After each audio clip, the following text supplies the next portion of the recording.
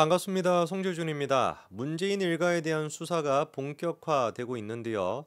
참으로 지금 시기에 친문 세력들이 보여주고 있는 반응은 딱하다라는 생각밖에 들지 않습니다. 이재명 같은 경우는 뭐 이 정도까지 증거가 나오지도 않았을 시기에도 민주당이 이제 그 개딸들과 그다음에 개딸 의원들은 총동원이 돼가지고 검찰을 무슨 뭐 악마시키는 것뿐만 아니라 검찰을 그냥 없애버리겠다, 뭐 사법부도 뒤집어 엎겠다 이런 기세를 보여줬었는데 어떻게 된 것인지 문재인 같은 경우는 지금 검찰이 확보있는 증거 그리고 또 계좌 추적에 대한 결과를 보고 있으면은 내일 구속되더라도 지금 이상하지 않은 상태거든요. 그래갖고 친문들이 지금 똘똘 뭉친다라고 나름대로 뭉쳐가지고 입장 발표하고 그러고 있는데 기세가 너무 약합니다. 그러니까 이게 뭐 일반 국민들이 보기에도 별 관심도 지금 없는 상태고요.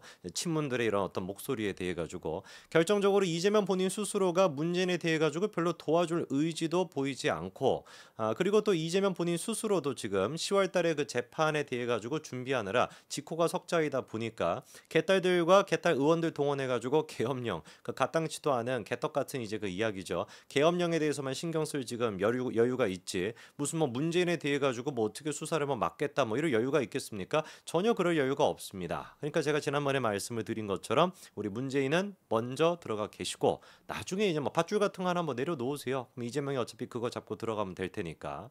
자, 그러면은 친문 쪽에서 그나마 지금 문재인의 이 사건에 대해 가지고 반박이랍시라고 하는 사람들이 뭐 윤건영 같은 사람이 있고요. 조국 같은 사람이 있습니다. 조국 같은 경우는 글쎄요. 얘기하는 것도 문재인을 지키겠다라고 하는 뉘앙스는 아닌 것 같고 본인이 민정수석이었으니까 본인에 연관돼 있는 그 범죄에 대해서만 약간 이제 선을 긋고 있고 문재인은 무슨 막 결정적으로 지키겠다라고 하는 모습은 전혀 보이지 않습니다. 윤건영 같은 경우는 진짜 문재인 지키겠다라고 하는 의지가 보이잖아요. 그게 이제 뭐 결과가 좋지 않을 게 문제인 거이지만 뭐 어쨌거나 지 나름대로는 막 열심히 지금 몸부림을 치고 있는데 조국 같은 경우는 완전히 지금 남남이에요. 제가 봤을 때는 그때 김건희 여사랑 최재형 두 사람의 그 카톡에서 나왔던 얘기가 사실인 것 같습니다. 사실상 법무부 장관일 때부터 문재인은 조국을 마음에 들어하지 않았다라고 하는 얘기가 사실로 지금 드러나는 것 같아요. 이렇게나 조국이 그래도 문재인 때 법무부 장관까지 했었는데 문재인에 대해 가지고 방어를 안 한다, 쉴드를 안 친다. 정치는 진짜 무서운 것 같습니다. 그저 이제 지가 살기 위해 가지고 조국이 강조하고 있는 거는 뭐냐? 자기는 이상직도 누군지 그리고 또 문 전 대통령의 사위도 누군지 알지 못한다라는 거예요. 이게 말이 된다고 여러분들 보십니까? 조국의 역할이 뭐였습니까? 법무부 장관 전에 민정수석이었습니다. 민정수석실이라고 하는 곳이 하는 역할이 뭐예요? 애당초 그게 존재하는 이유가 뭡니까? 인사검증. 두 번째는 대통령의 친인척에 대한 비리 감시. 이 두 가지가 민정수석실의 역할이에요. 그러면 생각해 보십시오. 이상직 같은 경우는 중징후 이사장으로 임명이 됐습니다. 인사 과정을 거쳐서 임명이 됐죠. 인사. 그리고 지금 문재인 전 대통령의 사위. 이거 뭐 문재인의 친인척 아닙니까? 사위는 남입니까? 이재명처럼 아들도 남이라고 하게 사위 당연히 친인척인 거잖아요. 그러면 두 가지 케이스가 다 자기의 직무가 많은 것도 아니야. 딱 두 가지밖에 없습니다. 사실상. 근데 그 두 가지와 연관돼 있는 두 사람에 대해 가지고 모른다라고 한다면 조국은 도대체 뭘 했냐?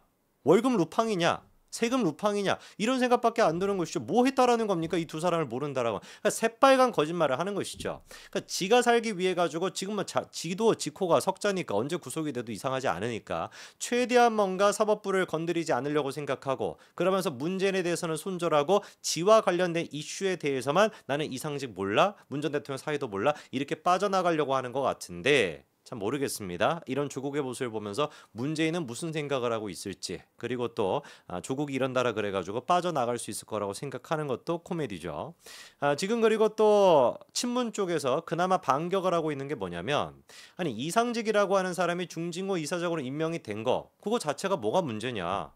이렇게 지금 얘기하거든요. 그 과정에 불법이 없었다라고 한다면은 임명이 됐다라는 것 자체는 뭐가 문제인 거야? 아니 뭐 이상직 같은 경우는 능력이 없는 사람이야. 이상직 같은 경우도 물론 나중에 뭐 과거에 이제 뭡니까 그 이제 그 주가 조작 이런 거를 해가지고 유죄를 받은 그런 게 있다라고 할지라도 뭐 다른 여러 가지 맥락이 있어가지고 훌륭한 사람이라 판단해가지고 우리가 임명한 것인데 뭐가 문제냐라고 지금 떠들어대고 있습니다. 과연 그럴까요? 우리가 몇 가지만 살펴본다면 이게 얼마나 개 같은 소리인지를 알 수가 있는데 일단 첫 번째 이상직이가 중진공 이사장으로 취임했던 게 2018년도 3월 달입니다. 그리고 난 다음에 중진군 이사장으로 취임을 하고 4개월 정도 시간이 지난 2018년도 7월 달에 문재인의 사위가 이제 타이스타젯으로 취업하게 되거든요. 그리고 또 문다이도 태국으로 이주하게 되고.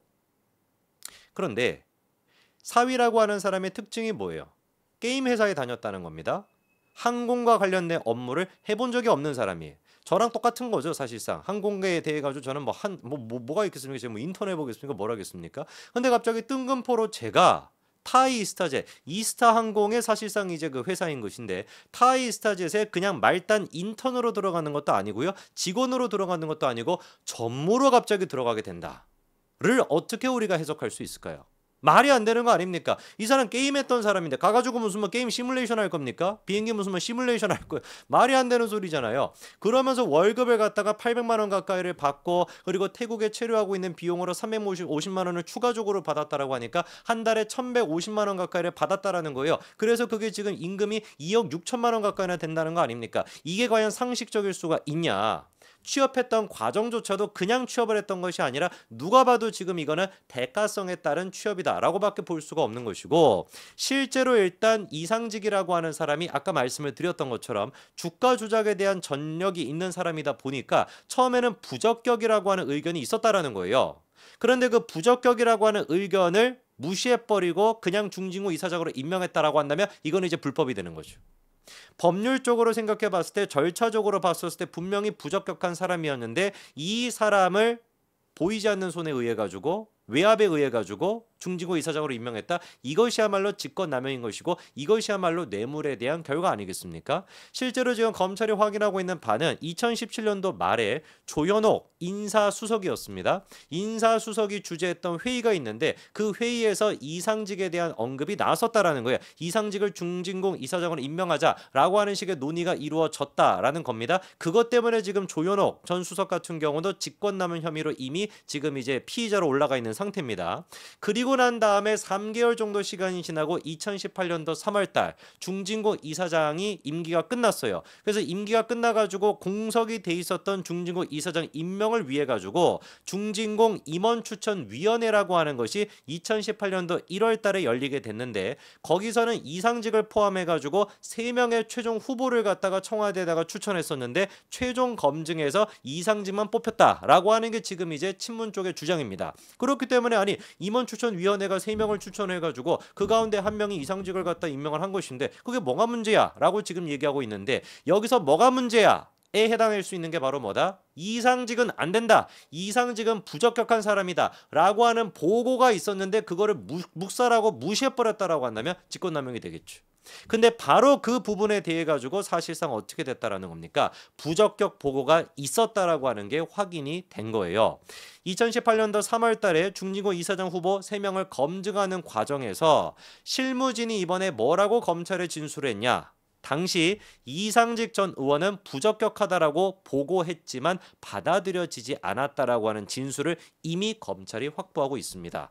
그것뿐만 아니라 원래 3명이 후보였다라고 했었죠. 그렇죠? 그런데 한 명은 아예 검증조차 하지 않고 다른 한 명은 검증 도중에 중단을 시켜버렸고 이상직 같은 경우는 부적격하다라고 보고를 했음에도 불구하고 받아들여지지 않았다라고 한다면 100% 이거는 뭐가 될 수밖에 없는 거예요? 직권남용이 될 수밖에 없는 것이죠. 자, 그리고 또 이상직 같은 경우는 처음에 중소벤처기업부 장관직을 원했었다라고 합니다. 그런데 청와대에서 주가 조작이라고 하는 그 범죄가 있었다 보니까 차마 중소벤처기업부 장관직으로는 임명하지 못하고 뭐가 있어가지고 주가 조작이 있어가지고 중진국 이사장으로 임명했다라고 검찰이 지금 파악하고 있는 상태입니다. 그리고 이 부분에 대해 가지고 실제 그때 당시 민정수석실에 있던 사람 팀장이었던 사람입니다. 그리고 이상직에 대해 가지고 인사 검증에도 사실상 영향을 끼쳤던 사람. 이 사람이 지금은 조국혁신당에 들어가 있습니다. 조국혁신당의 보좌관 역할을 하고 있는데 이 인간이 이번에 뭐라고 얘기를 했습니까? 부적격 보고가 맞다고 분명히 시인을 했습니다. 자, 일단 김보엽 수석 대변인 조국혁신당 뭐라고 얘기를 했습니까? 이상직 전 중진구 이사장의 경우 부적격 보고가 있었던 것은 맞다라고 본인이 인정했어요. 이걸로도 게임이 끝난 거 아닙니까? 지금까지 친문들 같은 경우는 부적격 보고가 없었다라고 떠들어대왔는데 다 개구라였다라는 게 지금 밝혀진 것이죠. 애당초 지금 이제 부적격 보고가 있었다라는 게 맞다라고 김보엽 본인 스스로가 인정하고 있습니다. 그러면서 어떤 식으로 지금 물타기를 하고 있냐? 부적격 보고가 있었다라고 해도 대통령은 여러 조건을 종합적으로 판단해 임명하는 경우가 있다라는 개떡 같은 소리를 하고 있는데 아까 말씀을 드렸죠. 그렇죠? 이미 실무진이 뭐라고 검찰에 진술했습니까? 3명 후보 가운데 1명은 아예 검증조차도 하지 않았고 나머지 1명 같은 경우는 중간에 멈췄고 이상직 같은 경우는 부적격이라고 보고했지만 묵살됐다. 이거를 갖다가 그냥 종합적으로 판단했다라고 한다면 이 인간도 같이 지금 깜빵에 가야 되는 것이죠. 그러면서 무슨 뭐 부적격 보고가 있더라도 뭐 종합적으로 판단한 예시가 있다. 그게 바로 윤석열 검찰총장이다. 이런 하나만한 얘기나 하고 앉아 있는데 그냥 이런 쓰레기 같은 얘기는 논평할 필요도 없고요. 그냥 다 같이 모여가지고 들어가시기 바랍니다. 문재인부터 시작해가지고 밧줄 하나 해가지고 쫄쫄이 그냥 그거 다 잡고 그냥 들어가세요. 그리고 그 마지막에 누가 같이 따라 들어갈 테니까 이재명이 따라가고 이재명이 또 새로운 밧줄을 만들면 그 밑에 있는 떨거지도로 들어갈 테니까. 참으로 진짜 기가 막힐 뿐입니다. 그렇게 무슨 뭐 적폐청산이다 뭐다 이딴 거를 외치면서 정의의 사도 노릇을 해왔던 인간들의 실제 다 똑같은 거겠죠. 그렇죠? 이렇게나 썩어 빠진 인간들이었던 겁니다. 이런 인간들이 정리가 되는 거. 이번에 뭐 정확하게 실토를 했으니까 게임 끝났죠. 빨리 검찰은 마무리해가지고 싹 다 정리하시기 바랍니다. 그게 대한민국이 깨끗해지는 첫 단계입니다. 여기까지 말씀드리겠습니다. 감사합니다.